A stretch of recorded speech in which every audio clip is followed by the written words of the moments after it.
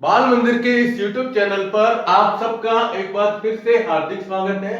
हमने last lecture के अंदर पढ़ा था जो पदार्थ होता है, जो द्रव्य होता है, उसका रासायनिक वर्गीकरण, जिसमें शुरुआत की थी हमने शुद्ध पदार्थ के रूप में। शुद्ध पदार्थ मतलब एक ऐसा पदार्थ जिसे और आगे विभाजित नहीं किया जा सकता, जो पदार्थ का ही रूप होता है। ठीक है। और फिर हमने उसके अंदर लिया पहला पॉइंट तत्व के बारे में। तत्व का मतलब भी यही हुआ कि पदार्थ का वह रूप जिसे और आगे, या ये कह सकते हो शुद्ध पदार्थ का वह रूप जिसे आगे और विभाजित नहीं किया जा सकता, जिसके अंदर हमने पढ़ा था धातु, अधातु और उपधातु के बारे में। ठीक है। आज हम लेने जा रहे हैं वो है कंपाउंड्स। कंपाउंड्स का मतलब होता है यौगिक, जो होता है। ठीक है। यौगिक किसे कहेंगे?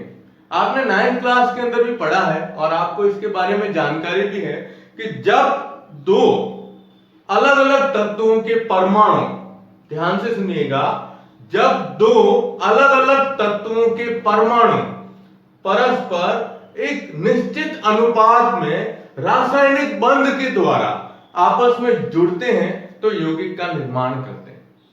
समझिए? नहीं? चलिए लिख देते हैं इसको। चलो लिखते हैं अपन। देखो क्या लिखते हैं इसकी परिभाषा यौगिक की, कि जब दो भिन्न भिन्न तत्वों के परमाणु, ठीक है, एक निश्चित अनुपात में, किसमें? अनुपात में, ठीक है, रासायनिक बंध द्वारा जुड़ते हैं। रासायनिक बंध द्वारा जुड़ते हैं, ध्यान रखिएगा ये। और रासायनिक बंध द्वारा जब जुड़ते हैं तो किसका निर्माण करते हैं? यौगिक का निर्माण करते हैं। यौगिक का निर्माण करते हैं। ये आपको परिभाषा ध्यान में रखनी है। क्या कहेंगे? जब दो भिन्न भिन्न तत्वों के परमाणु, कोई भी हो सकते हैं, उनके परमाणु संख्या या निश्चित अनुपात में जुड़कर और जब यौगिक बनाते हैं, यानी रासायनिक बंध के द्वारा जुड़ते हैं, तब एक यौगिक का क्या होता है? निर्माण होता है। ये आपको परिभाषा इसके अंतर्गत ध्यान रखनी है। ठीक है। अब बात ये आती है कि जो तत्व होते हैं, आपको पता है ना कि तत्वों के गुण चेंज होते रहते हैं, है ना। जब आप एक सिंगल तत्व को लेंगे उसका गुण अलग होगा, ठीक है। लेकिन जब वही तत्व रासायनिक बंध के द्वारा, इस लाइन को ध्यान से सुनिएगा, जब वही तत्व रासायनिक बंध के द्वारा, ठीक है, यौगिक का निर्माण करता है किसी दूसरे के साथ में जुड़कर, तब उसके गुणों में परिवर्तन हो जाता है। कैसे परिवर्तन होता है? तो इसका एक सबसे अच्छा उदाहरण है जल, वाटर, पानी जिसे अपन कहते हैं। तो देखो आप एग्जाम्पल के अंदर इसका सबसे बेस्ट एग्जाम्पल जो दिया गया है वो है जल। ठीक है। जल का हम सूत्र क्या लिखते हैं? H2O। ये तो आपको पता ही। ठीक है। अब ये H2O की जब बात की जाती है तो हम इसमें क्या बताते हैं? दो हाइड्रोजन के परमाणु और एक ऑक्सीजन का परमाणु, अनुपात निश्चित है इसका। देखिए क्या लिखते हैं इसमें, क्या आ रहा है? दो हाइड्रोजन परमाणु, ठीक है, और एक क्या है? ऑक्सीजन परमाणु। ये आपस में जुड़े हुए हैं। अब हाइड्रोजन परमाणु जो होता है, हाइड्रोजन जब सिंगल होगा तब इसका गुण अलग होगा, ठीक है, और ऑक्सीजन सिंगल है तब इसका गुण अलग है। ठीक है। अब हमने बात की इसकी कि ये एक निश्चित अनुपात में रासायनिक बंध द्वारा जुड़े रहते हैं। तो आप इसके भार का अनुपात निकालिए। इसका अनुपात जो होता है ना, वो भार का अनुपात निकाला जाता है। तो H2O, देखो हाइड्रोजन और ऑक्सीजन, हाइड्रोजन कितने हैं हमारे पास? दो है। तो एक हाइड्रोजन का अणुभार जो होता है वो एक ही होता है, द्रव्यमान। तो ये एक है तो हाइड्रोजन दो है ना, इसलिए आ गया दो। अनुपात ऑक्सीजन जो होता है, ऑक्सीजन का परमाणु क्रमांक 8 है और इसका द्रव्यमान जब लिखते हैं अपन या भार लिखते हैं वो 8 2 कितना होता है 16 होता है। ऑक्सीजन का एक ही परमाणु है इसलिए ये 16 के रूप में लिखा जाता है। और जब आप इसका सरल अनुपात निकालोगे तो क्या आ जाएगा 1:8 के रूप में। ये भाग जाता है 2 का, इसमें 1 बार और इसमें कितनी बार 8 बार। तो ये इसका एक निश्चित अनुपात हो गया, किसका, जल का। ठीक है, एक तो ये आपको ध्यान में रखना है, भार का अनुपात है ये भार का अनुपात। ओके, अब हम बात कर रहे थे गुणों की। जब हाइड्रोजन लेते हो आप तो हाइड्रोजन की प्रकृति होती है कि हाइड्रोजन ज्वलनशील है। क्या है, ज्वलनशील गैस है। ठीक है, तो हाइड्रोजन है ज्वलनशील, ये अपन यहां लिखते हैं, क्या है, ज्वलनशील। चलो इसको अलग से बता देता हूं, हाइड्रोजन क्या है, ज्वलनशील। ओके, और ऑक्सीजन क्या है, जलाने में सहायक। ऑक्सीजन क्या है, जलाने में सहायक। ये इन दोनों तत्वों के गुण है कि हाइड्रोजन परमाणु जो होता है वो क्या होता है, ज्वलनशील होता है और ऑक्सीजन का काम है जलाने में सहायक है। लेकिन जब आप दोनों को मिला रहे हो, क्या कर रहे हैं हम, निर्माण किसका कर रहे हैं, यौगिक का। जब दोनों आपस में मिलेंगे और जल का निर्माण करेंगे तो जल क्या होता है, आग को बुझाने में काम आता है। तो जल जो होता है, जल के बारे में जब अपन बात करते हैं तो जल क्या करता है, आग को बुझाने का कार्य करता है। तो इसके गुणों में क्या हो गया, चेंज आ गया या नहीं आया। देखो, एक परमाणु ज्वलनशील, दूसरा परमाणु जलाने में सहायक, लेकिन दोनों को मिलाया और मिलाने से क्या बना, जल बना। जल क्या है, यौगिक है। तो जब कोई भी परमाणु आपस में दूसरे परमाणु के साथ में रासायनिक बंध बनाते हैं तब आपको ध्यान में रखना है उसकी प्रवृत्ति, उसका गुण जो होता है वो चेंज हो जाता है। ठीक है ना, यही चीज होती है यौगिक के बारे में। तो आपको इसका ये उदाहरण ध्यान रखना है। और दूसरा उदाहरण जैसे अपन लेते हैं CO2, कार्बन डाइऑक्साइड। अब इसको लिखते हैं ना, तो देखो जल को तो यूं लिखते हैं, जल का सूत्र जब अपन बताते हैं तो जल में ऑक्सीजन परमाणु होता है इधर बीच में, ठीक है, इधर होता है एक हाइड्रोजन और इधर होती है दूसरी हाइड्रोजन। ये होता है H2O, ये H2O के रूप में। ठीक है, और CO2 जब लिखते हैं तो CO2 में कार्बन बीच में होता है और एक ऑक्सीजन इस तरफ और दूसरी ऑक्सीजन इस तरफ रहती है।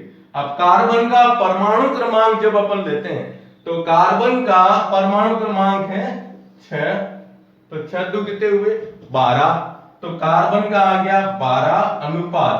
ठीक है, ऑक्सीजन 2 है, देखो एक ऑक्सीजन का 16 था तो 2 का कितना हो गया 32 हो गया, तो ये हो गया 32। अब आप इसका अनुपात निकालोगे तो दोनों में किसका भाग जा रहा है, बराबर 4 का भाग। देखो तो इसका होता है 4 3 12 और ये हो गया 8 4 32, 3:8।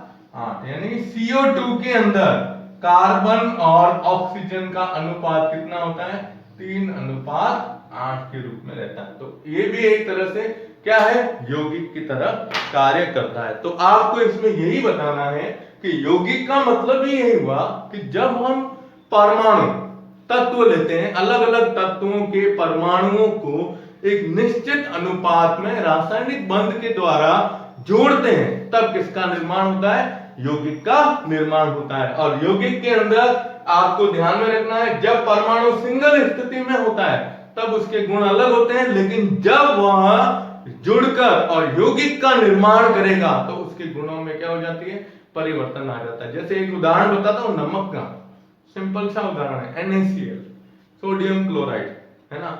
आपने 10th में पढ़ा होगा कि सोडियम जो होती है ना उसको पानी में नहीं डाल सकते, पानी में रखते हैं आग पकड़ती है। ठीक है, वायु में खुला रखते हो तो वायु ऑक्सीजन से क्रिया करके भी क्या हो जाता है, सोडियम जलना शुरू हो जाता है। लेकिन जब सोडियम को क्लोरीन से मिलाकर NaCl बनाते हैं, क्या बनाते हैं, नमक, NaCl सोडियम क्लोराइड, तब आप उसको पानी में घोल के पीते हो, कोई फर्क नहीं पड़ता है ना। तो वो क्यों हुआ? क्योंकि वह तत्व अलग था, लेकिन जब आपने उसके साथ में क्लोरीन मिलाकर उसका यौगिक बनाया तो उसके गुण में क्या आ गया? परिवर्तन आ गया। यही यौगिक को इसी प्रकार से हम क्या कर सकते हैं? प्रदर्शित कर सकते हैं। तो ये आपको थोड़ा सा इसमें ध्यान रखना है कि हमने जब पदार्थ का वर्गीकरण लिया तो रासायनिक वर्गीकरण में पहला लिया था शुद्ध पदार्थ, और उस शुद्ध पदार्थ में 2 पॉइंट थे, पहला तत्व और दूसरा क्या आता है?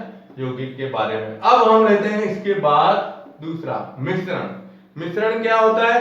इसी के ही अंतर्गत आएगा, लेकिन मिश्रण इसमें थोड़ा चेंज है, ठीक है। मिश्रण भी 2 प्रकार के होते हैं, तो आप इसका स्क्रीनशॉट। ओके, चलिए अब हम लेते हैं मिश्रण। तो देखो आप मिश्रण के बारे में आप जानते हो, मिक्सचर। मिक्सचर शब्द ही ऐसा ही आता है। मिक्सचर का मतलब क्या हुआ? कोई निश्चित अनुपात नहीं, मिला दो और मिक्सचर कर दो। अपन कहते हैं मिक्स करना किसी चीज को। तो यौगिक में तो क्या होता है? अनुपात निश्चित होता है, लेकिन मिक्सचर में कोई अनुपात निश्चित नहीं होता है, ठीक है ना। चलिए अब लेते हैं अपन मिश्रण। जैसे पानी है, पानी के साथ में मिट्टी डाल दी, पानी के साथ में नमक डाल दिया, या पानी के साथ में क्या डाल दिया? शक्कर घोल दी। तो ये सब क्या है? एक तरह से मिश्रण होता है, सब चीज मिश्रण के अंतर्गत आती है ना। चलिए मिक्सचर।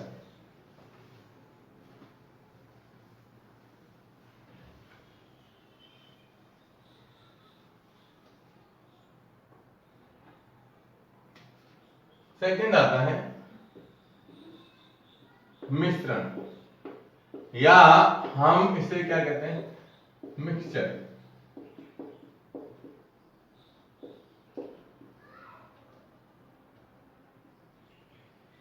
ठीक है, क्या होता है मिक्सचर? यौगिक क्या कहा? निश्चित अनुपात में जुड़ना। इसमें कोई अनुपात निश्चित नहीं होता है, ठीक है। चलो देखो, इसमें ये बताएंगे कि 2 या 2 से अधिक, इसकी परिभाषा लिख देते हैं अपन। चलिए लिखेंगे 2 या 2 से अधिक, 2 या 2 से अधिक, ठीक है। क्या बताएंगे? पदार्थों का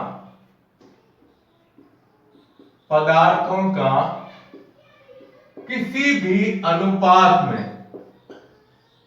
किसी भी अनुपात में मतलब क्या होता है? देखो हमने वहां लिया था परमाणु, तत्व के परमाणु किसी भी अनुपात में जुड़े हुए रहते हैं, लेकिन यहां पर क्या लिया है? पदार्थ ले रहे हैं, ठीक है। तो पदार्थों का किसी भी अनुपात में मिश्रण जो होता है, या हम कह सकते हैं ये मिश्रण ही कहेंगे इसको, ठीक है ना।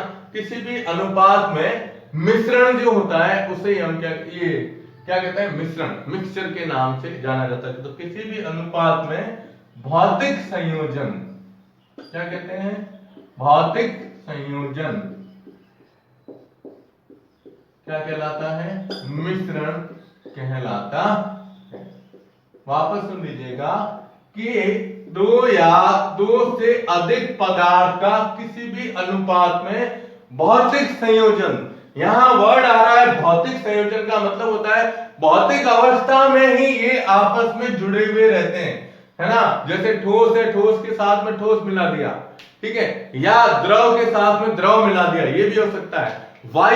वायु के अंदर विभिन्न गैसों का क्या होता है? मिश्रण होता है। सब गैसें आपस में क्या होती है? मिली हुई रहती है ना। तो ये मिश्रण को इस प्रकार से प्रदर्शित करते हैं। और मिश्रण में सबसे बड़ी चीज ये होती है कि आप कई विधियों द्वारा, जैसे आपको कोई 2 मिक्सचर दे दिए, 2 पदार्थ दे दिए, 2 पदार्थों का मिश्रण दे दिया, और आपको कहा कि भाई हमें ना इसको क्या करना? अलग करना। 2 पदार्थ दिए और कहा कि भाई अब आप इस पदार्थ को क्या करो? अलग करो। तो अलग करने के लिए हम क्या करते हैं? इसमें कई अलग अलग प्रकार से भौतिक विधियों का उपयोग करते हैं। किसका? भौतिक विधियों का। तो इसमें बिल्कुल ये लाइन आपको इसमें लिखनी है कि मिश्रण जो होता है, देखिए इधर मिश्रण, ये मैं अलग बता रहा हूं, इसमें मिश्रण को कई भौतिक विधियों द्वारा क्या किया जा सकता है, पृथक किया जा सकता है, विधियों द्वारा पृथक यानी अलग अलग पृथक किया जा सकता है। जैसे विधियां कौन कौन सी हो सकती है, तो आपने छोटी क्लासों के अंदर पढ़ा होगा, जैसे छानना, किसी भी चीज को, दो मिक्सचर है, अशुद्धि है अगर पदार्थ के अंदर, तो हम छानते हैं, छानने से वो दो पदार्थ क्या हो जाते हैं, अलग हो जाते हैं। ठीक है। आसवन, क्या कर सकते हो, आसवन, क्वथन, आसवन, क्वथन। आसवन का मतलब होता है पदार्थ को ताप पर गर्म करना, गर्म करते हैं तो पदार्थ वाष्प में परिवर्तित होता है और फिर उस वाष्प को आगे ठंडा किया जाता है और ठंडा करके फिर उस पदार्थ को अलग कर सकते हैं। और क्वथन, क्वथन का मतलब होता है क्वथनाम, पानी है, पानी को जैसे उबालते हैं, तो किसी पदार्थ को उबाल कर भी क्या कर सकते हैं, उसमें से अशुद्धि को दूर किया जा सकता है। तो ये एक जनरल पॉइंट है कि भाई मिश्रण जो होता है, मिश्रण में हम किसी भी विधि के द्वारा, ऐसी कई विधियां होती है, जैसे आप पढ़ोगे 11th में आए हो तो 11th के अंदर हम आगे कई ऐसी विधियां पढ़ेंगे। जैसे एक विधि और भी आती है, ये ऊर्ध्वपातन विधि तो चलो अलग होगी, ऊर्ध्वपातन भी आ गया, और एक विधि अपन ले सकते हैं, बताऊं मैं आपको, पृथक्करण, पृथक्कारी की पृथक्करण विधि आती है। कौन सी, पृथक्करण, जिसके अंदर एक पृथक्कारी कीप होती है और उस कीप के अंदर क्या होता है कि हम तेल और पानी है, जैसे इसका जो मिश्रण है, तो उसको अलग कर सकते हैं। तेल और पानी को इस विशेष प्रकार की कीप के अंदर डाल के, ये कीप जो होती है ना, ये लट्टू के समान होती है, यूं, ये यूं, इसको हम क्या कहते हैं, पृथक्कारी कीप के नाम से जानते हैं। ठीक है। अब इसमें मिक्सर डाल देते हैं तो तेल अलग हो जाएगा, पानी की दो परतें बनेगी, फिर यहां से इसको खोल के और पहले उसको पानी को बाहर निकालते हैं, फिर तेल को बाहर निकाला जाता है। तो अलग अलग विधियों के द्वारा हम मिश्रण को क्या कर सकते हैं, पृथक कर सकते हैं। ठीक है ना। चलिए हम प्रैक्टिकल के अंदर भी ये लेंगे, आपको कोई यौगिक दिया गया होगा और आपको कहेंगे अब इसमें Na अलग करो, क्या करो, Cl, वो तो चलो धनायन ऋणायन होते हैं, धनायन ऋणायन के बारे में वो भी आप पढ़ोगे आगे। ठीक है। तो पहले आप इसका स्क्रीनशॉट ले लो, फिर हम लेते हैं मिक्सचर जो होता है। आपको पता है मिक्सचर दो प्रकार का होता है, कौन कौन सा, समांगी मिश्रण और विसमांगी। चलिए इसका स्क्रीनशॉट ले लो। ठीक है। अब इसके एग्जांपल में भी आपको पता है नमक का, अब आपको कहीं मिश्रण क्या है, तो जनरली आप खुद लिखोगे, आप खुद कि आप अपने आसपास वातावरण में क्या मिक्सचर देखते हो, वो सब मिक्सचर आपको खुद इसके अंदर, उदाहरण के अंदर आपको खुद लिखना है। ठीक है ना। ये ध्यान रखिएगा, एग्जाम्पल है जो इसके मिश्रण के। अब ये कोई भी एग्जाम्पल इसके अंदर लिख सकते हैं, जैसे नमक का जलीय विलयन, रेत का जलीय विलयन है, चीनी का है, या लकड़ी का बुरादा है, इसको पानी में डाल दिया तो क्या होगा, इस तरह से जो मिश्रण होता है वो एग्जाम्पल आपको खुद बताना है। ठीक है। चलिए अब हम लेते हैं मिश्रण जो होता है, मिश्रण का वर्गीकरण, मतलब मिश्रण के भाग, इसको दो भागों में बांटा गया है, जैसे, है ना।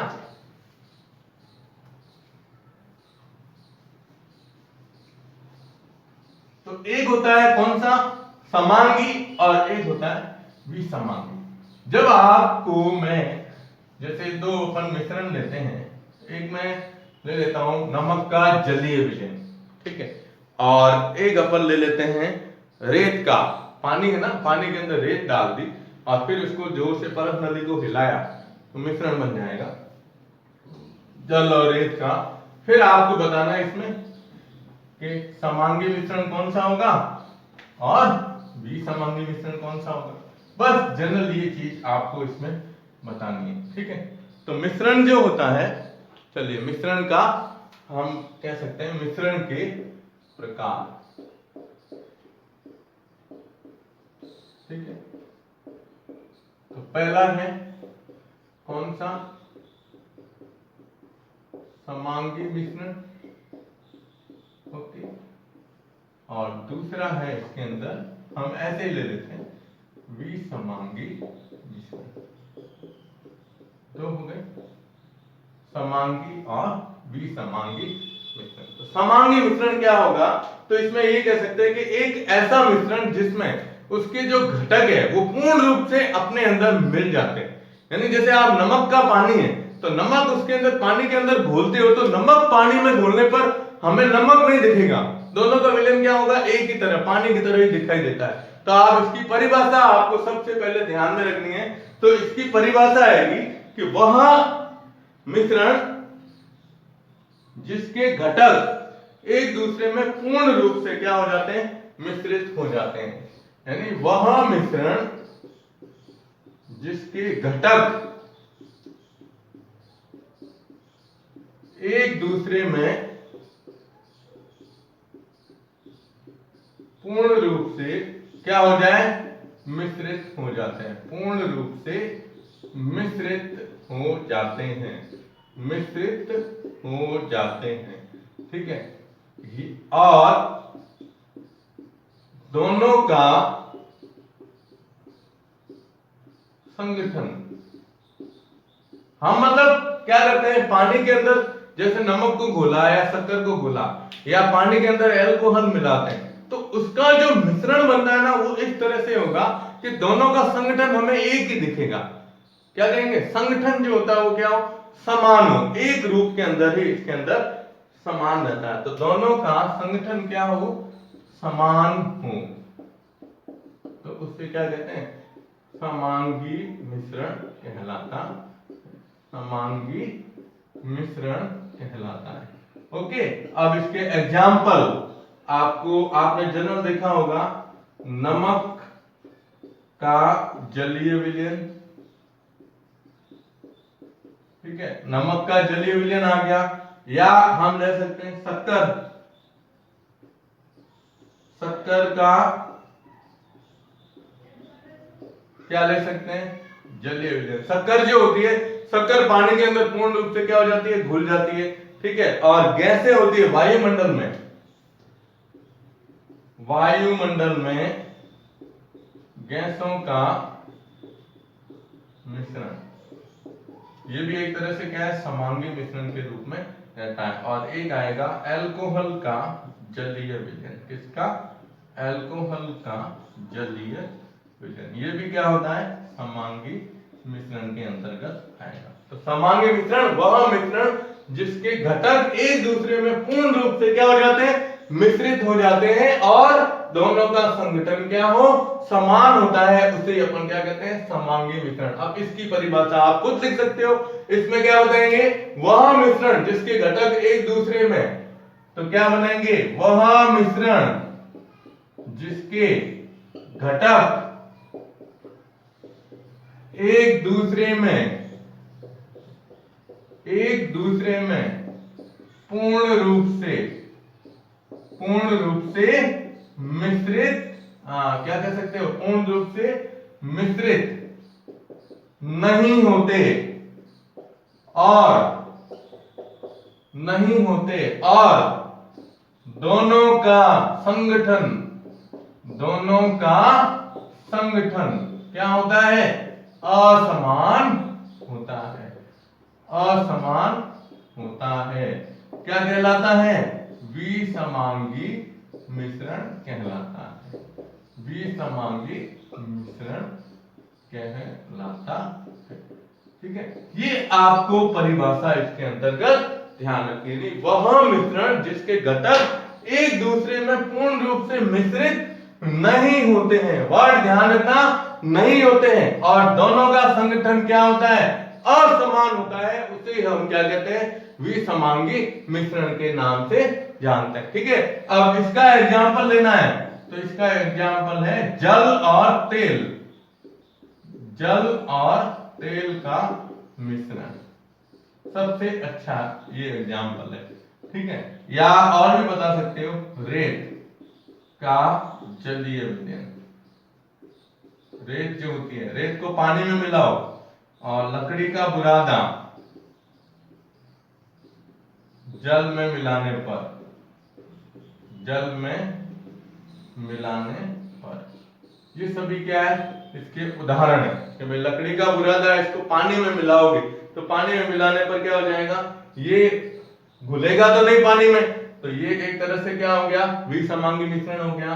जल और तेल है, पानी में कभी नहीं घुलते हैं, ठीक है, और रेत है वो पानी के अंदर घुलती नहीं है। तो इस प्रकार से इसके वर्गीकरण को प्रदर्शित किया जाता है। तो ये पदार्थ जो होता है, द्रव्य, इसका वर्गीकरण यहाँ पे समाप्त हो जाता है। पहला हमने लिया था भौतिक वर्गीकरण, जिसमें ठोस, द्रव, गैस, प्लाज्मा और पीईसी के बारे में बताया।